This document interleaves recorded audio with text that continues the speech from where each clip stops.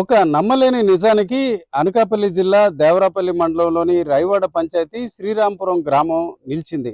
ఈరోజు ఒక రకంగా గ్రామం చూసుకుంటే నిర్మానుష్యంగా ఉన్నట్టు కనిపిస్తుంది.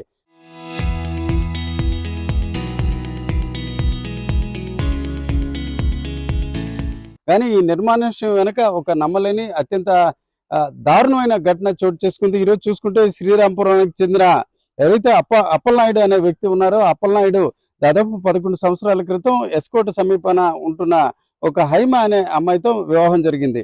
వారికి ప్రస్తుతం అయితే 2 పిల్లలు ఉన్నారు.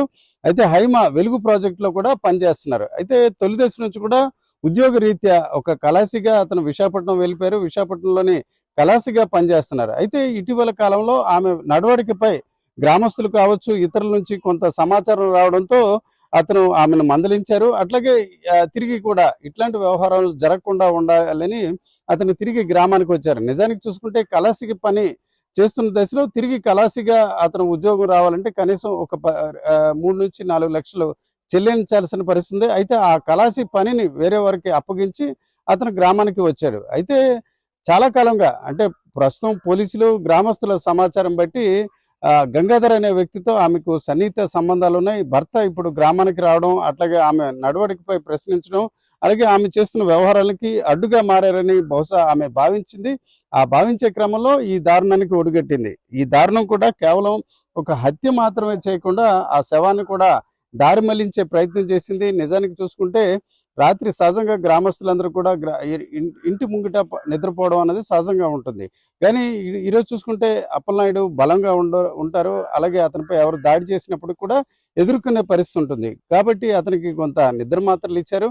మగతిగా నిద్రపోతున్న దశలో అతన్ని ఇంట్లోకి పిలిచి ఆ తర్వాత ఎవరైతే గంగాధర్ అలాగే మరికొందరు సహాయంతో దారుణంగా కొట్టి చంపేశారు. అయితే ఉదయం ఏమీ తెలియనట్టు ఆమె చాలా నార్మల్ గా ఉన్నట్టు ఇంటిని మొత్తం శుభ్రం చేశారు.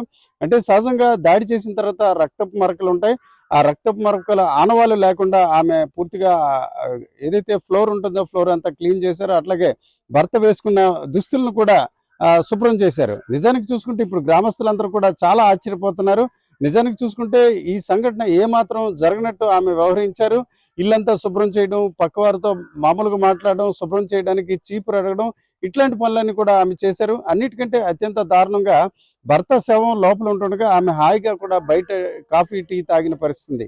ఇది ఒక రకంగా అత్యంత దారుణం మాత్రమే కాకుండా ఆమె సంబంధించిన క్రిమినల్ మానసిక పరిస్థితికి ఒక నిదర్శనంగా చెప్పుకోవచ్చు. ఈ దశలో మనం చూస్తున్న ఈ ఇంట్లోనే ఈ దారుణం జరిగింది. ఈ దారుణానికి సంబంధించి ఇప్పటికే ఫోరెన్సిక్ నివేదిక అలాగే పోస్ట్ మార్టం నివేదిక కూడా తెప్పించుకునే ప్రయత్నాలు చేస్తున్నారు. ప్రస్తుతానికైతే ఈ జరిగిన ఘటనకు సంబంధించి ఇప్పటికే పోలీసులు ఇటు దేవరాపల్లి పోలీసులు పూర్తి ఆధారాలు సంపాదించారు.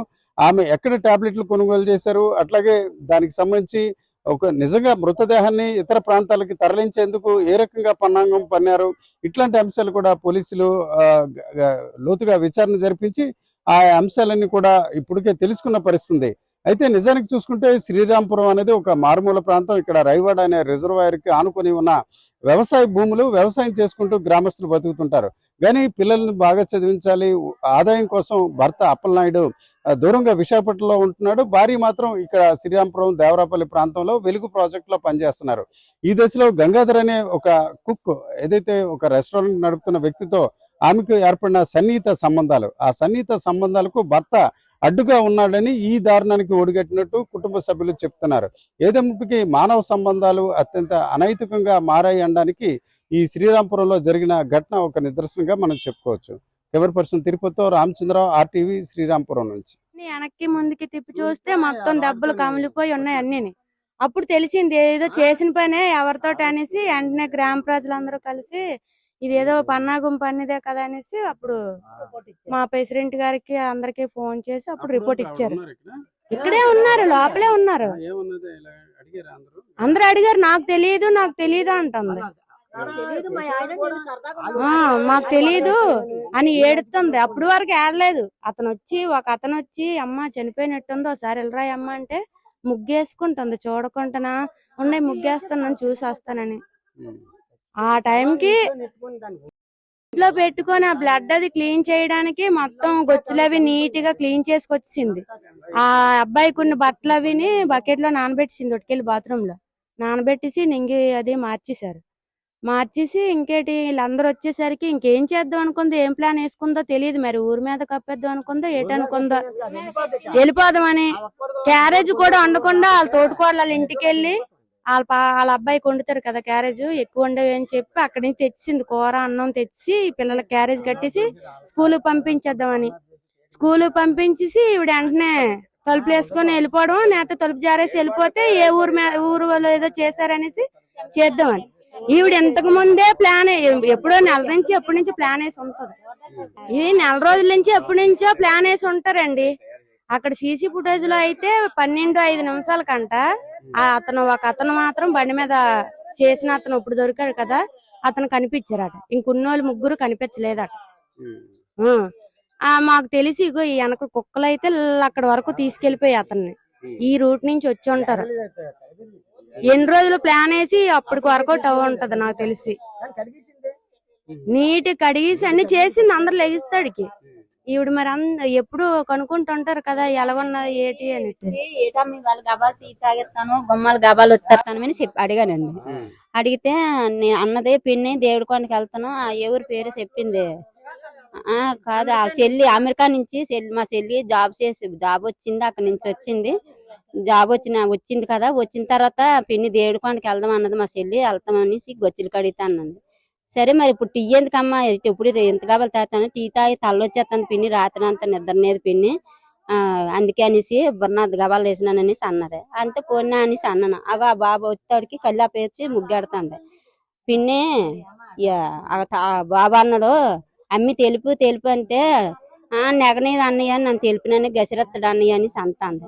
అంతే ఏటే గసిరెత్తాను, ఎల్లు తెలుపమ్మనేసి అన్నాను. అంతే అంతుంది. నెగడ పిన్ని నీకు తెలియదేటి గసిరెత్తాడు, అంతే గసిరే మరి రాత్రి మంది తాగినాడు అన్నావు, ఇప్పుడు వరకు తగ్గ నిలుపుకుంటుంది ఎలాగైపోతుంది అని అన్నాను. అంతే నేను తెలపని పిన్ని తెలపనంటే ఆ కుర్రోడు వచ్చి వెళ్ళాడు. వెళ్ళి వచ్చిన తర్వాత పిన్ని వీడికేటి ఒళ్ళేది గట్టి కొట్టాడు తోడ మీద. ఏడు పిన్ని ఇంత గట్టిగా అయిపోయింది ఒళ్ళు అనేసి అంతే అంత నేను ఇలా పరిగెట్టి వెళ్తే పిన్ని చచ్చిపోండా ఏటైపోయింది, ఇక్కడ రక్కిస్తున్నది, ఇక్కడ ముఖం మీద కందింది. నైట్ అది అయినదండి, అప్పటికి చీకట్లో ఉన్నాడు. అమ్మ నాయనేసి అనేసి నన్ను గబగారు నన్ను పారొచ్చి వీళ్ళందరితో చెప్పితే వీళ్ళందరూ పనులకి వెళ్ళి వాళ్ళందరూ వచ్చేసారండి. వచ్చేసి ఇగో మా మాయతో చెప్పి మా ఆయ అప్పుడాడు అప్పరా చచ్చిపోండి అంటే ఆడేటి చచ్చిపోండి అని మా మాయ ఎటకారం అన్నాడు. నంజుకోటిగా చచ్చిపోండి అనేసి అన్నాడు ఆ కుర్రోడు. అంతే ఎల్లు మాయ చూడంతే చూసినాను, వెంటనే వచ్చేసానండి. భయం పడిపోయి నాకు మాటలు రానేదండి అప్పటి నుంచి. అప్పుడు వెళ్ళి చూసి వచ్చి తీసుకొచ్చారండి. బయటికి తీసుకొచ్చిన తర్వాత దెబ్బలన్నీ నన్ను ఇంకా ఐరమాలి వెళ్ళలేదండి. నేను అప్పుడు ఫస్ట్ చూడడం ఇంకా అన్ని చేసిందండి, అన్ని చేసింది. నేను అడుగుతానండి ఏటే తెల్లతాడు, గొచ్చులు కడుగుతాను, టీ తాగుతాను, ఇవన్నీ అడుగుతానండి. అడిగితే అలాగని సమాధానం చెప్పిందండి, దేవుడి కొండకి వెళ్ళాలా ఇవన్నీ అనేసి.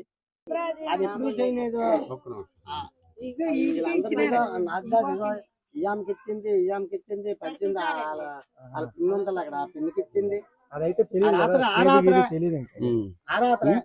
చేదు, అది తెలియదు. అదైతే సరుకు అదే చేదుగా ఉంటది. అంటే మాటలు కలిపిన మిరియాలు సినిమాకు ఇదంతా ఉంటాయి కదా, అల్లం ఉల్లిపాయలు అన్ని వేసి అది చేసి మరి దానిలోనే కలిపి ఉంటది. మనం ఎలా కలిపిందని మనం వాళ్ళ ఇంట్లోకి వెళ్ళి చూస్తాం. ఏంటంటే మాకు అది మా మరదల గారికి ఇచ్చినారా, ఈ మరదలకి ఇచ్చినారా, అందరికి ఇచ్చింది.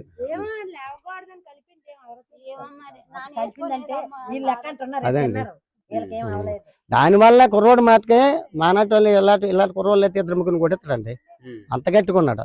కానీ మరి మత్తులోనూ మనకి ఆపరాన్ చేతి తివరిండి అని చేస్తే ఎలాగున్నదో అలాగ అంగిపోయింది అడికి. ఈ లోపు నీళ్ళు పనిచేసారు. అది మనిషి ఎక్కడ అన్నది సబద్ధం లేదు. నేను ఎక్కడ పడుకున్నా బండి దగ్గర ఎప్పుడూను రాత్రుళ్ళు వేరజాలు ఉన్నప్పుడు ఎక్కడ పడుకుంటాను. ఏ సడి ఓడి లేదు, చచ్చిపోయిన తెల్లవారు చూస్తాడు. ఈ కుర్రోడు నేను తీసుకొచ్చాం బయటికి.